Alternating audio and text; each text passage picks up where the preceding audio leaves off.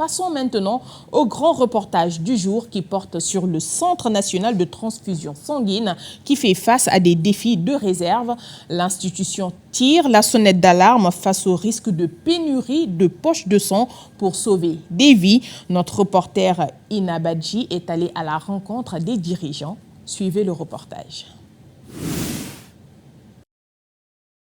Alors après le prélèvement qu'on a fait au niveau de la salle de cabine des donneurs, qu'on appelle cabine de prélèvement, donc le sang arrive ici en produit de base initial, donc ce qu'on appelle du sang total, le sang total. Mais comme on a l'habitude de dire, à partir d'une poche, on peut sauver 3 vies. Donc c'est là où tout s'explique, parce que quand on amène les poches de sang ici, on va faire ce qu'on appelle la séparation de la poche du sang à ces différents produits. Nous avons un deuxième produit qu'on appelle le PFC, un plasma frais congelé qu'on utilise dans les hémorragies postpartum par exemple, les femmes qui viennent juste d'accoucher et qui ont besoin de facteurs de la coagulation, on peut les trouver ici. Nous avons aussi un troisième produit qu'on appelle des concentrés de plaquettes, donc qui sont aussi utilisés dans certaines hémorragies, mais qui sont différentes des déficits en facteurs, mais ça sont des déficits en plaquettes, qu'on appelle la thrombopénie. Bon, actuellement, nous sommes en période de campagne, hein, c'est une période qui est assez tendue, surtout à l'approche du Magal.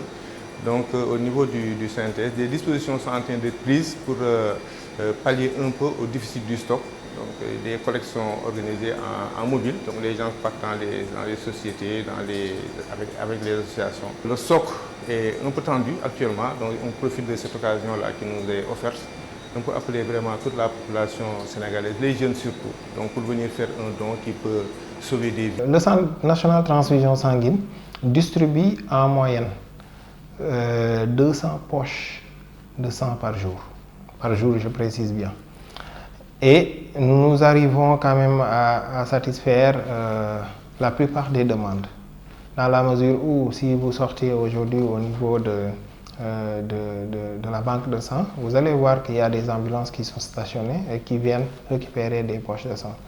On essaie tant soit mieux, chaque jour que je fais, de répondre aux besoins des hôpitaux. Bon, après, il faut savoir que les hôpitaux peuvent aujourd'hui demander 15 poches de sang qu'on peut satisfaire, mais que parfois il arrive qu'ils demandent par exemple une vingtaine de poches de sang et que nous pouvons juste leur fournir 10 poches de sang. Ça peut arriver. Mais ce qui est important à savoir, c'est que même si le nombre exact n'est pas satisfait, on arrive quand même à répondre aux demandes.